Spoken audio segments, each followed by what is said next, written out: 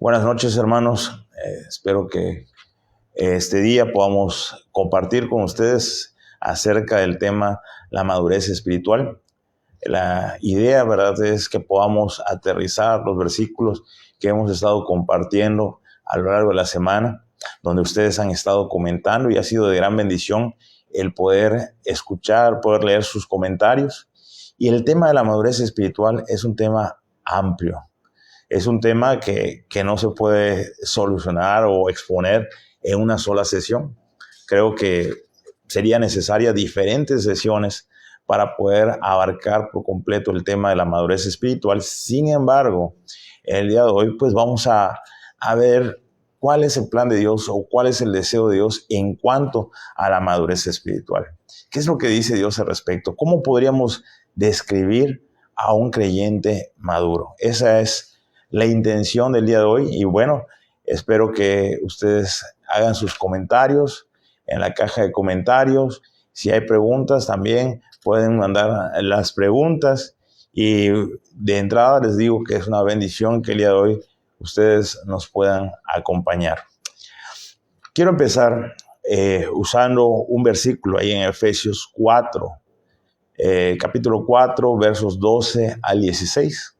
Le voy a dar lectura y voy a ir comentando conforme voy leyendo. Dice: a fin de perfeccionar a los santos para la obra del ministerio, para la edificación del cuerpo de Cristo. Anterior a esto nos dice que Dios nos dio diferentes participantes en su obra. Dio profetas, dio apóstoles. Hoy en día tenemos evangelistas, pastores y maestros. Y el propósito de estos hombres que Dios ha puesto para su pueblo es perfeccionar a los santos. El texto es muy claro, dice, a fin de perfeccionar a los santos. ¿Quiénes son los santos? Tendríamos que preguntarnos primero. Entonces, el deseo de Dios es que todos aquellos que han sido santificados por la fe en Cristo Jesús, recuerde que todo aquel que cree, ¿verdad?, todo aquel que ha venido delante de Dios y ha confesado su pecado y se reconoce pecador y deposita su fe en Cristo, ese es llamado santo. Entonces dice, a fin de perfeccionar a los santos, todos los salvos. ¿Para qué lo quiere perfeccionar? Dice, para la obra del ministerio. El plan de Dios es que todos nosotros seamos útiles en el ministerio. Dice, para la edificación del cuerpo de Cristo. El cuerpo de Cristo se edifica unos a otros. Claro, tenemos pastores, maestros dentro de la iglesia, pero unos a otros nos edificamos en el cuerpo. Cada creyente debe buscar la madurez, y con su desarrollo, con su madurez espiritual, ayuda, contribuye a la edificación de otros creyentes. Así que ese es el plan de Dios, ese es el deseo de Dios, que lleguemos a la perfección. Continúa el texto diciendo en el verso 13, hasta que todos lleguemos a la unidad de la fe y del conocimiento del Hijo de Dios, a un varón perfecto, a la medida de la estatura de la plenitud de Cristo. Ese es el plan de Dios, que todos seamos semejantes a su Hijo Jesucristo. Él es la medida, Él es la vara donde todos nosotros debemos aprender a medirnos. Claro, cuando nosotros nos comparamos contra otros creyentes, podemos decir, ¿verdad?, yo soy mejor que aquel, como hacía aquel fariseo con el publicano. Yo no soy como ese publicano. Sí, pero ¿qué pasa cuando nos medimos a comparación de Cristo? Ahí vemos nuestra realidad, ¿verdad? Estamos muchas veces faltos, necesitamos esforzarnos para que lleguemos a la estatura de ese varón perfecto. Y ese es el propósito de Dios. Entonces, cuando hablamos de madurez espiritual, entendemos que es el propósito de Dios que usted y yo seamos como su Hijo Jesucristo. De tal manera, hermanos, que cuando hablamos de desarrollar espiritualmente, de crecer, hablamos de hacer la voluntad de Dios. Todos llegamos a la iglesia y empezamos, ¿verdad?, siendo niños espirituales. El día en que aceptamos a Cristo, dice las Escrituras, nacimos de nuevo. Después de eso, empezamos, o lo más natural, es que empecemos una etapa de desarrollo. Empecemos a crecer en la fe. Pero ese crecimiento no se da en automático por el paso de los años. Yo les preguntaba, ¿será que los años determinen la madurez de un creyente? El estar 10 años, 20 años, 30, 40 años en la iglesia es garantía de la madurez. Ojalá fuera así, ¿verdad? Sería muy bien que el paso de los años nos haga ser maduros, pero la realidad es que ni siquiera en cuanto al crecimiento natural, una persona es maduro por los años. ¿Cuántas personas son inmaduros? A pesar de que ya tienen 30 años, 40 años y siguen demostrando inmadurez. Bueno, eso pasa, ¿verdad? En nuestro desarrollo natural, pero imagínense en el espiritual. En el espiritual pasa lo mismo. Los años no son garantía. ¿Qué es lo que nos hace ser maduros? Sería una pregunta que tendríamos que desarrollar. Fíjense, si nosotros estamos en Efesios capítulo 4, usted puede ver, dice el verso 14, para que ya no seamos niños fluctuantes, característica de un niño, llevados por doquiera de todo viento de doctrina. No, un niño espiritual no está afianzado a la doctrina. Un niño espiritual, ¿verdad?, no comprende la doctrina. Un niño espiritual no vive la doctrina. Cuando yo era joven, que tenía 18 años, yo decía, lo sé todo. Nací en una familia cristiana, crecí escuchando la Biblia desde muy pequeño. A los 18 años de estar escuchando la palabra, dije, creo que ya lo sé todo. ¿Para qué me voy a reunir, verdad? Sé lo suficiente. Pero la realidad es que yo estaba escaso de conocimiento y aún era un niño. Porque podía ser que sabía muchas historias de la Biblia. Podía ser que tenía conocimiento de conceptos bíblicos. Pero la vida, ¿verdad?, en mi práctica, de mi doctrina, pues estaba yo carente de vivir doctrina. Luego me acuerdo cuando me inscribí al seminario y empezábamos las clases de doctrina. Y para mí era una clase muy difícil, muy pesado, ¿verdad? Muchos versículos. Y yo todavía seguía siendo un niño en la fe. ¿Por qué? Porque no entendía que la doctrina no era para memorizar, la doctrina es para vivirla.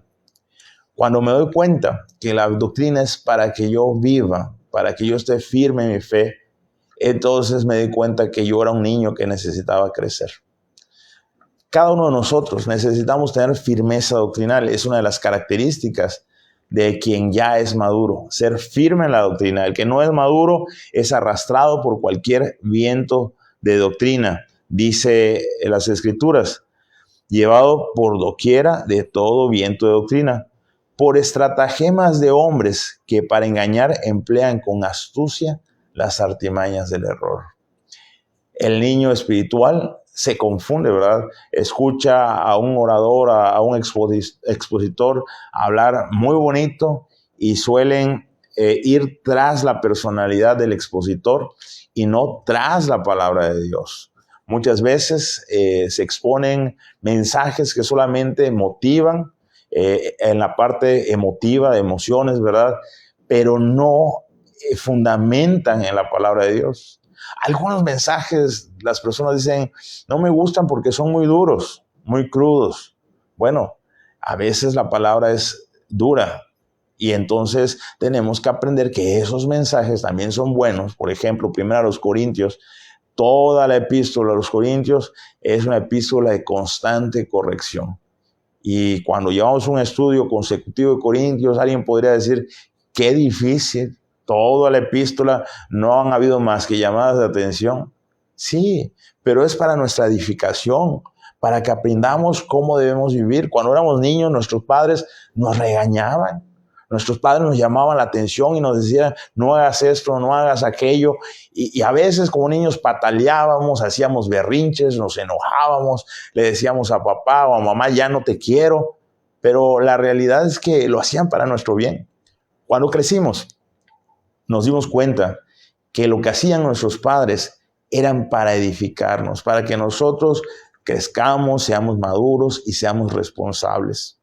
Al menos me acuerdo en la preparatoria hacer un ejercicio que me habían pedido de escribir una carta a mi padre. Y yo siempre había reclamado que mi papá nunca estuvo en casa. Siempre estaba en el trabajo. Trabajaba muchísimas horas. No me atendió, no se sentó a ver películas conmigo, no salió a pasear al parque conmigo, ¿verdad? Y esos eran reclamos. Pero cuando hice esta carta, me acuerdo que me quebré y empecé a llorar. ¿Por qué? Porque me di cuenta que mi padre me demostraba su amor. Se esforzaba, ¿verdad?, para demostrarme su amor a través de su trabajo. Y siempre proveyó lo mejor que podía dar porque me amaba. Así pasa cuando nosotros somos expuestos ante la palabra. Nuestro Padre Celestial no está buscando apagarnos, no está buscando apachurrarnos, no desea ningún mal para nosotros. Desea demostrarnos el mejor camino para que usted y yo seamos maduros en la fe. Así que esta porción del verso 12 al 16 nos da las características, ¿verdad?, de aquel hombre inmaduro, pero también los deseos de Dios de la madurez y cuál es el camino que debemos seguir. Verso 15, sino que siguiendo la verdad en amor, crezcamos en todo, en aquel que es la cabeza. Esa es la meta, que todos crezcamos unidos a Cristo. Recuerde que Cristo dijo, separados de mí nada podéis hacer. Entonces, la madurez es crecer de la mano de Cristo. La madurez es poder crecer obedeciendo a Cristo. Le tengo una definición aquí de lo que es madurez espiritual. Y yo puse el estado en el cual un creyente ha crecido y se ha desarrollado en su relación con Dios y reflejando el carácter de Cristo en su vida diaria. Dos características que nos identifican como un creyente maduro. Uno, se relaciona con Dios, ha desarrollado su relación con Dios. Y otro, está reflejando el carácter de Cristo. Todo lo que está en la Biblia busca, después de la salvación, ¿verdad?, busca que nosotros crezcamos en estos dos puntos. Desarrollo en mi relación con Dios y el desarrollo también en lo que es reflejar el carácter de Cristo en mi vida. Y créame que con eso es suficiente. No necesitamos otra revelación. Con lo que tenemos en las Escrituras es suficiente, porque el apóstol Pablo dice, lo que quiero hacer no lo hago y lo que no quiero eso hago. Dice el apóstol Pablo, ay de mí, ¿quién me librará de este cuerpo de maldad? No es que yo sea perfecto, sino que prosigo para alcanzar aquello a lo que fui llamado. El apóstol Pablo era consciente de sus limitantes y se esforzaba y quería, ¿verdad?, buscaba. ¿Y quién es el apóstol Pablo? ¿Quién es el que ha escrito la mayor parte del Nuevo Testamento? Aquel que se le encomendó que descubriera los misterios que ahora nosotros tenemos en las Escrituras. Sin embargo, él, cuando se medía con la regla que es Cristo, se daba cuenta que necesitaba trabajar todavía mucho más en su persona.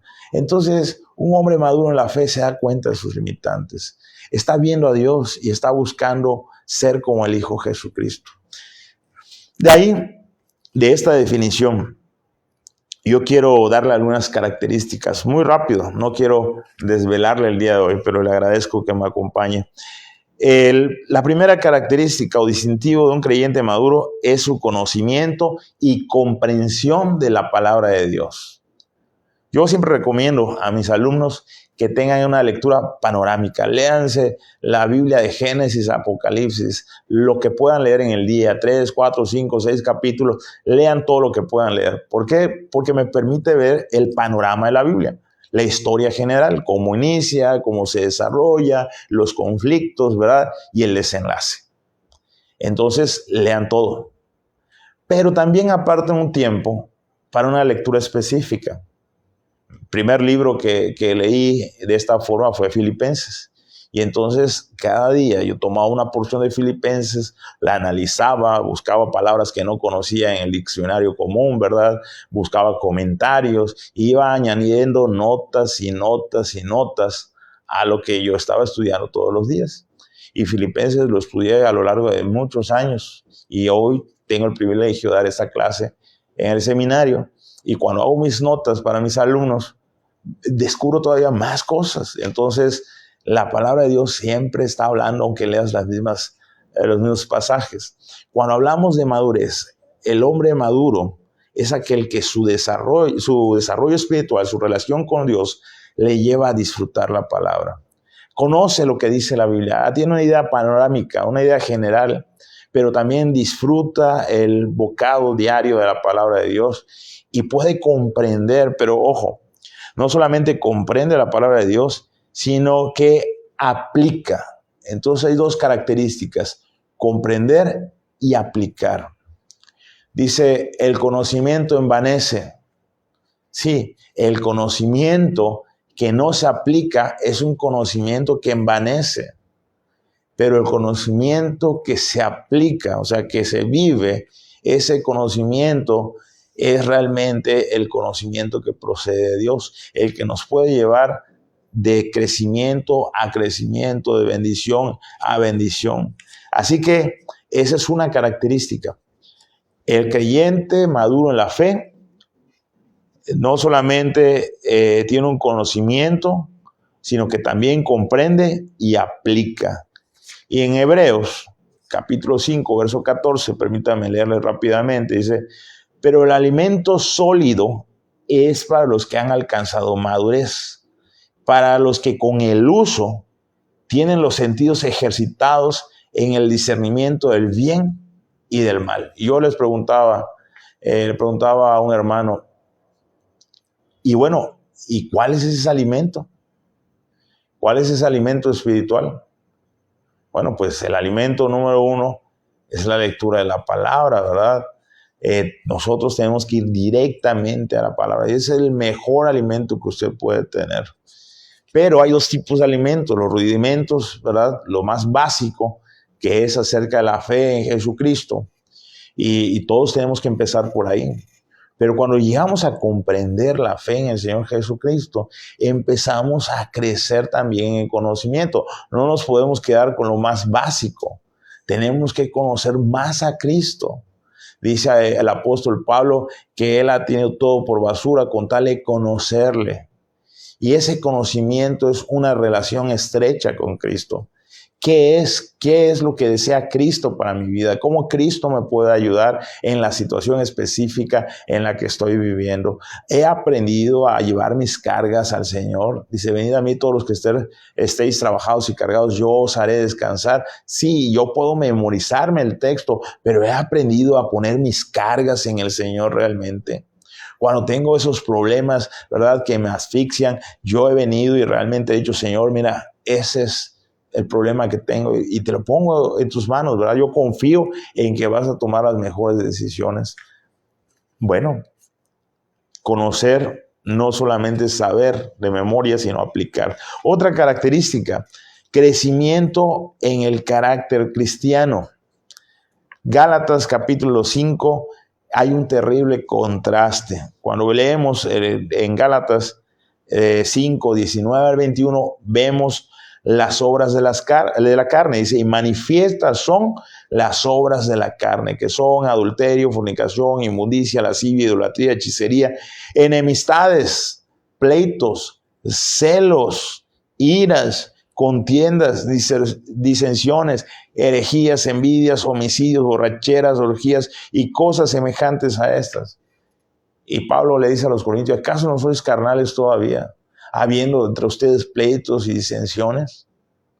Bueno, cuando nosotros no podemos relacionarnos con otros creyentes o con nuestros vecinos, ¿verdad? Cuando nosotros no tenemos la capacidad de tener un buen trato, de tratar bien aún incluso a nuestros enemigos, porque Cristo es lo que nos enseñó, ¿verdad? Que nosotros paguemos con bien el mal, es la forma de combatirlo. Y cuando nosotros no tenemos esa capacidad, es porque aún somos niños espirituales. Necesitamos desarrollar el carácter de Cristo. Ahora el gran contraste, ¿verdad?, es el verso 22 y 23. Mas el fruto del Espíritu es amor, gozo, paz, paciencia, benignidad, bondad, fe, mansedumbre, templanza. Contra tales cosas no hay ley. Entonces, ¿qué área estamos realmente reflejando? Estamos reflejando el área de la madurez espiritual, el cual se manifiesta por medio del fruto del Espíritu Santo. ¿O estamos reflejando nuestra carnalidad, que no es más que la muestra de nuestra inmadurez espiritual? Algo para reflexionar, ¿verdad? Cosas tan sencillas como es los celos, los pleitos, las contiendas, cosas tan sencillas, ¿verdad? ¿Quién no discute cada día? Bueno, seamos sabios y dejamos que Cristo tome el control de las situaciones. Reflejemos el carácter de nuestro Señor Jesucristo. Eso habla de nuestra madurez. Otra característica, vida de oración y comunión con Dios. Les tengo un ejemplo en el libro de Daniel, capítulo 6, verso 10. Cuando Daniel supo que el edicto había sido firmado, entró en su casa y abriendo las ventanas de su cámara que daban hacia Jerusalén, se arrodillaba 3 veces al día y oraba y daba gracias delante de su Dios como lo solía hacer antes. ¿Qué característica vemos aquí? Un hombre que está en apuros, ¿verdad? Porque sus enemigos han convencido que el rey emita un edicto en contra de los que adoran a cualquier dios que no sea el faraón. Y entonces se encuentra en ese apuro y en vez de ponerse a llorar, en vez de estar desesperado y estar pataleando, lo que hace Daniel es orar. Y en su oración, Daniel lo que hace es dar gracias a Dios, ¿verdad? ¿Por qué da gracias a Dios? Porque Él sabe que tiene el control de todo. Imagínese, usted ora y le dice al Señor, Señor, tengo esta necesidad. Pero después que lo pone en su mano, usted sigue desesperado. Usted empieza a patalear, ¿verdad? Está lloriqueando. ¿Será que ha puesto las cosas en manos de Dios? Es que yo confío en Dios, ¿verdad? Pero por si las dudas, voy a ir ahí con aquel hechicero de la esquina que me recomiendan que es muy bueno, ¿verdad? Porque va a pasar ahí unas hojas y va a hacer algún ritual y entonces voy a ser liberado. ¿Es mi confianza en Dios realmente? Bueno, el maduro en la fe no hace estas cosas, ¿verdad? Porque ha puesto su confianza en Dios y él viene y ora. El ejemplo de la oración nos ha dado Jesucristo. Jesucristo, Él oraba en todo momento, ¿verdad? Dice que se paraba muy de mañana y se iba a solas y a orar al Padre y platicar con el Padre. Momentos antes de ser atrapado, Él fue y oró y estuvo en su agonía en ese momento tan difícil porque sabía lo que iba a enfrentar. Aquel que no había pecado, ¿verdad? Por nosotros se hizo pecado. Ese momento en la cruz que iba a cargar el pecado del mundo, Él sabía lo que seguía. Y era tanta la presión que siente como hombre, que dice, si es tu voluntad, que pase de mí esta copa, pero no sea mi voluntad, sino hágase la tuya. Él está orando. Pero después de esto, fue fortalecido y enfrentó la situación que tenía que enfrentar a favor de nosotros. ¡Qué bendición!, ¿verdad? Nos da muestras de oración. El apóstol Pablo, en todas sus epístolas, nos habla de que él ora. Por ejemplo, en las epístolas de la prisión vemos cómo ora por los hermanos y pide que crezcan en el conocimiento, ¿verdad? Que crezcan en el amor. Y siempre el apóstol Pablo está orando. Grandes hombres de la historia se han destacado por su tiempo de oración. La oración es el recurso que fortalece al creyente y el creyente maduro, ¿verdad? Maduro en la fe, ha aprendido que la oración es la clave del éxito. Así que estas son algunas características, repito, el hombre maduro en la fe tiene conocimiento y comprensión y ejecución de la palabra de Dios o aplicación. El hombre espiritual o maduro en el espíritu ha demostrado su carácter cristiano. El hombre maduro en la fe vive en oración y confianza en Dios. Y un último ejemplo, bueno, dos características más. Servicio en el ministerio. Decíamos que al inicio, según nos dice Efesios, de capítulo 4, del 12 al 16, el plan de Dios es que todos lleguemos a la madurez y seamos útiles en el ministerio. Una persona, un creyente maduro en la fe, sirve en el ministerio, siguiendo el ejemplo, porque dijimos al inicio, ¿verdad? Y ahí está en Efesios capítulo 4, que el ejemplo, la regla con la que debemos medirnos es el Señor Jesucristo. Entonces el hombre maduro en la fe, el creyente maduro en la fe, sigue el ejemplo de servicio de Jesucristo. Yo le tengo aquí un pasaje de Mateo 20, 28, como el Hijo del Hombre no vino para ser servido, sino para servir, para dar su vida en rescate de muchos. El creyente que ha llegado a la madurez espiritual es alguien que sirve en la iglesia. Y es tanto así que Dios ha dado dones a sus hijos y ha distribuido los dones del Espíritu Santo según Él deseaba. Y esos dones han sido puestos para poder servir en la iglesia, para poder edificarnos mutuamente. Entonces el plan de Dios es que usted y yo seamos maduros y trabajemos en la obra. Seamos maduros y lo demostremos a través de nuestro servicio. Un servicio que se hace para ayudarnos a edificarnos mutuamente y para glorificar el nombre de Dios. Y por último, el quinto elemento que debe haber en un creyente maduro en la fe es la estabilidad en la fe. Decíamos que el niño es arrastrado por cualquier viento de doctrina, pero aquel que es maduro en la fe no es arrastrado por ningún viento de doctrina, sino que es estable, ¿verdad? Y entonces les tengo un verso ahí en Santiago, capítulo 1, versos 2 al 4. Dice: hermanos míos, tened por sumo gozo cuando halléis en diversas pruebas, sabiendo que la prueba de vuestra fe produce paciencia, mas tenga la paciencia su obra completa, para que seáis perfectos y cabales, sin que os falte cosa alguna. Decíamos que la doctrina es necesaria, la estabilidad en ella. Y decíamos al inicio que cómo podemos demostrar nuestro crecimiento en doctrina, nuestra estabilidad en la doctrina. Bueno, cuando vivimos doctrina. Y la doctrina nos dice que Dios es soberano, que tiene el control de todas las cosas, que Dios cambia los corazones del hombre.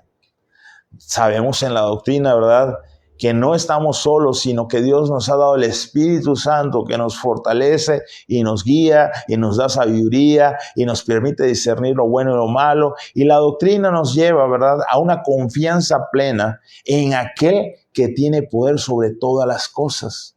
Pero resulta, ¿verdad?, que si nosotros no estamos tomados de la mano de Dios y que la doctrina no ha pasado de nuestra mente a nuestro corazón y de nuestro corazón a nuestra práctica, cuando estamos en pruebas, la palabra aquí importante es diversas pruebas. Una prueba se lleva para calificar a una persona. La prueba no es el castigo, no es una disciplina. Dios disciplina, ¿verdad?, cuando nosotros nos separamos del camino establecido. Pero aquí habla una prueba. La prueba se permite, como en el caso de Job, para que nosotros seamos fortalecidos en nuestra fe. La prueba es útil para que aquel conocimiento de doctrina se lleve a la práctica, ¿verdad?, y nosotros demostremos, hagamos gala de nuestra fe. Sin la prueba, usted y yo no estaríamos afianzados en la fe. Sin la prueba no hubiese desarrollo espiritual. Yo digo, tengo fe, pero cuando soy probado, cuando estoy en algún problema, ¿verdad?, en alguna situación, ahí demuestro mi fe. Puedo decir, he madurado espiritualmente, pero solamente cuando vienen las pruebas demuestro el carácter cristiano en mi vida. Es así que las pruebas no son algo malo, ¿verdad? La prueba es una bendición para el creyente, pero solamente el creyente maduro, el que ha tomado la doctrina y busca vivirla, puede comprender la bendición de la prueba. Y entonces este pasaje dice, hermanos míos, tened por sumo gozo cuando os halléis en diversas pruebas. Un creyente inmaduro va a decir, ¿cómo me voy a gozar en las pruebas? Pero el creyente maduro en la fe, sabiendo que va a salir fortalecido, se goza en medio de las pruebas. Dice, sabiendo que la prueba de vuestra fe produce paciencia. Aprendo a confiar en Dios en medio de las pruebas.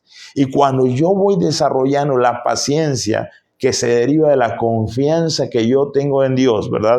Y esa confianza se deriva de la doctrina, de la enseñanza de Dios, o sea, de su palabra. Entonces dice, mas tenga la paciencia, su obra completa, acabó su propósito, logró su objetivo, su obra completa, para que seáis perfectos. La madurez es perfección.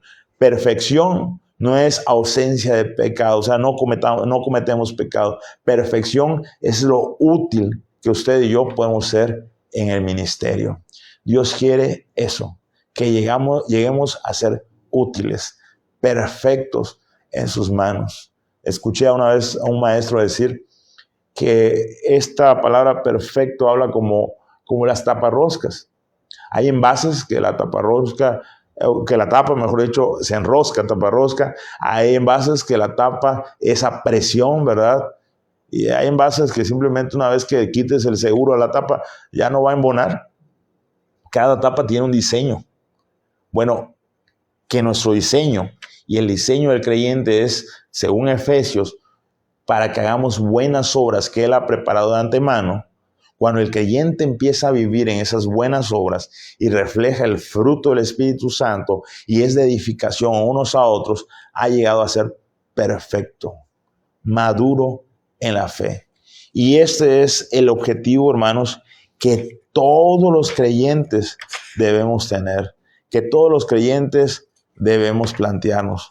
La búsqueda de la madurez espiritual. Esa búsqueda no es para nuestra vanagloria. Esa búsqueda, ¿verdad?, cumple el propósito de Cristo en nuestras vidas.